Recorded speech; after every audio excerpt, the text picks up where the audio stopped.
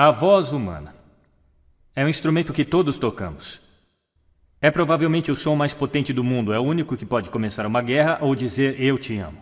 E mesmo assim, muitas pessoas passam pela experiência de falar sem ninguém ouvir. E por quê? Como podemos falar poderosamente para fazer diferença no mundo? O que eu gostaria de sugerir é que existem alguns hábitos que precisamos afastar. Eu reuni aqui, para seu prazer, 7 pecados mortais da fala. Não tenho a pretensão de dizer que é uma lista completa, mas esses 7 pecados, eu acho, são grandes hábitos nos quais todos podemos cair. Primeiro, fofoca. Falar mal de alguém que não está presente. Não é um bom hábito e sabemos muito bem que a pessoa que fofoca, 5 minutos depois, estará fofocando sobre nós. Segundo, julgar.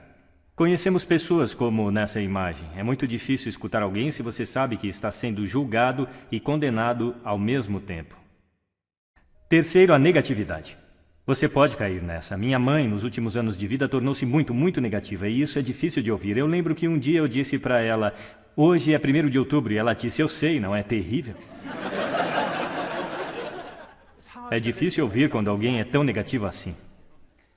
E outra forma de negatividade é reclamar. Bom, essa é a arte nacional do Reino Unido. É nosso esporte nacional. Reclamamos sobre o clima, sobre esporte, sobre política, sobre tudo, mas, na verdade, reclamar é um sofrimento viral. Não é espalhar luz do sol e leveza no mundo. Desculpas. Todos nós conhecemos esse cara. Talvez todos nós tenhamos sido esse cara. Algumas pessoas têm um atirador de culpa. Elas jogam a culpa em todo mundo e não se responsabilizam pelos seus atos. É novamente muito difícil ouvir alguém que está agindo dessa forma. Penúltimo. O 6º dos 7 itens. Exagero.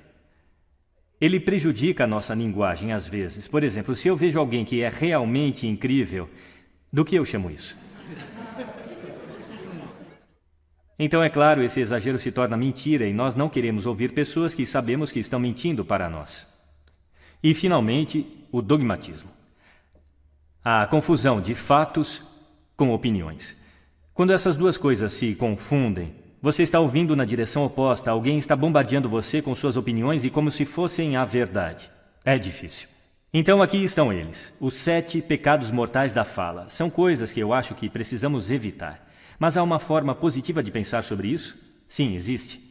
Eu gostaria de sugerir que há 4 bases, fundações, sobre as quais podemos ficar se queremos que o nosso discurso seja poderoso e para fazer a diferença no mundo.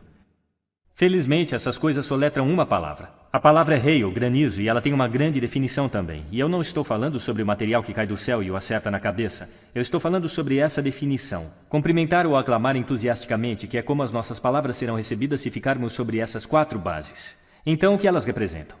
Vejam se conseguem adivinhar. O H. Honestidade, é claro. Ser verdadeiro no que você diz, sendo direto e claro. O A é a autenticidade. Apenas sendo você mesmo. Um amigo meu descreve isso como estar sobre sua própria verdade, que eu acho que é uma bela maneira de colocar. O I é a integridade. Sendo a sua palavra, na verdade, fazer o que você diz e ser alguém que as pessoas podem confiar. E o L é o amor. Eu não quero dizer o amor romântico, mas quero dizer desejar às pessoas o bem. Por 2 razões. Primeiro, acho que a honestidade absoluta não pode ser o que queremos. Meu Deus, você está tão feia esta manhã. Talvez isso não seja necessário. Temperada com amor, é claro. A honestidade é uma grande coisa. Mas também, se você está realmente desejando bem a alguém, é muito difícil julgar ao mesmo tempo. Eu nem tenho certeza de que você pode fazer as 2 coisas simultaneamente. Então, hail. Além disso, é o que você diz, e é, como diz a velha canção, é o que você diz e também a maneira como você diz. Você tem uma caixa de ferramentas surpreendentes, é um instrumento incrível, e ainda assim esta é uma caixa de ferramentas que poucas pessoas já abriram. Eu gostaria de remexer um pouco lá com você e só puxar algumas ferramentas que você pode gostar de usar e que vão aumentar o poder da sua fala. Registro, por exemplo. Agora, registro de falsete que não pode ser muito útil na maioria das vezes, mas há um registro no meio. E eu não vou ser muito técnico sobre isso com qualquer um de vocês que são treinadores de voz. Entretanto, você pode colocar a sua voz. Então, se eu falar aqui pelo meu nariz, você pode ouvir a diferença. Se eu descer aqui na minha garganta, que é onde a maioria de nós fala, a maior parte do tempo. Mas se você quer peso, você precisa ir até aqui no peito. Você ouve a diferença? Nós votamos em políticos com vozes mais graves. É verdade? Porque associamos profundidade com poder e autoridade. E isto é registro. Então nós temos o timbre. É a forma como a sua voz é sentida. Mais uma vez, a pesquisa mostra que preferimos as vozes que são ricas, suaves e quentes, como o chocolate quente. Bom, se você não é assim, isso não é o fim do mundo, porque você pode treinar. Contrate um treinador de voz. E há coisas incríveis que você pode fazer com respiração, com postura e exercícios para melhorar o timbre. E agora a entonação. Eu amo entonação. Esta é a metalinguagem que usamos para lhes conferir significado. É uma raiz de sentido na conversa. As pessoas que falam tudo em uma nota só são realmente muito difíceis de ouvir se eles não têm entonação alguma. É daí que o mundo monotônico vem, ou monótono, monotom. Também temos entonação repetitiva chegando agora, onde cada frase termina como se fosse uma pergunta, quando na verdade não é uma pergunta, é uma afirmação. E se você repetir essa várias vezes, na verdade restringe a sua capacidade de se comunicar através da entonação, que é uma pena. Então vamos tentar quebrar esse hábito. Ritmo. Eu posso ficar muito animado dizendo algo muito rapidamente, ou eu posso também diminuir até enfatizar. E no final de tudo, é claro, é o nosso velho amigo silêncio. Não há nada de errado com um pouco de silêncio em uma conversa. Não temos que preenchê-lo com uns e ans. Pode ser muito poderoso. Claro, a tonalidade. Muitas vezes vai junto com o ritmo para indicar excitação, mas você pode fazê-lo apenas com a tonalidade. Onde você deixou as chaves? Onde você deixou as chaves? Significados ligeiramente diferentes nessas duas formas. E, finalmente, o volume. Eu posso ficar muito animado usando volume. Desculpe se eu assustei alguém, tudo bem? Ou eu posso fazer vocês realmente prestarem atenção ficando bem quieto. Algumas pessoas irradiam o tempo todo. Tente não fazer assim. É chamado de sodcasting. Isto é impor o seu som às pessoas ao seu redor sem nenhuma consideração. Não é agradável. Naturalmente, onde tudo isso entra em jogo, acima de tudo, é quando você tem algo realmente importante para fazer. Pode ser num palco como este, dando uma palestra, pode ser propondo casamento, pedindo um aumento, discursando em um casamento, seja o que for. Se é realmente importante, você deve isso a si mesmo. Olhar para esta caixa de ferramentas e o motor que vai funcionar, e nenhum motor funciona bem sem ser aquecido. Aqueça sua voz.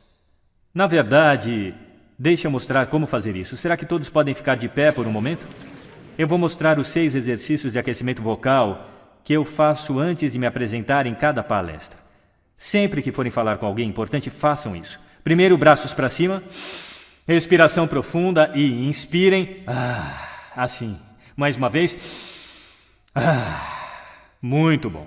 Agora vamos aquecer os nossos lábios. Vamos para...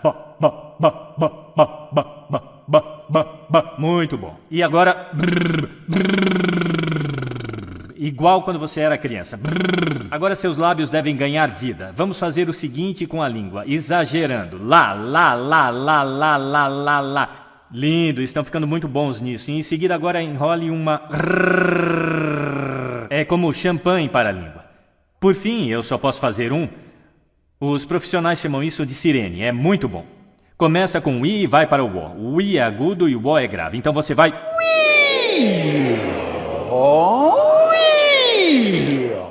Fantástico, uma salva de palmas para vocês. Sentem-se, obrigado.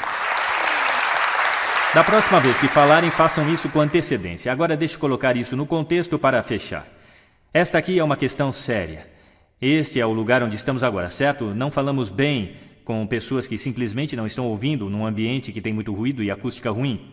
Eu falei sobre isso neste palco em diferentes fases. O que seria o mundo caso estivéssemos falando poderosamente para as pessoas que estavam ouvindo conscientemente em ambientes que eram aptos para o propósito? Ou, para fazer isso um pouco maior, o que o mundo seria caso estivéssemos criando e consumindo sons conscientemente e projetando todos os nossos ambientes para o som de forma consciente? Isso seria ótimo. Seria um mundo que soa bonito e aquele em que o entendimento seria a norma. E essa é uma ideia que merece ser espalhada. Obrigado. Obrigado.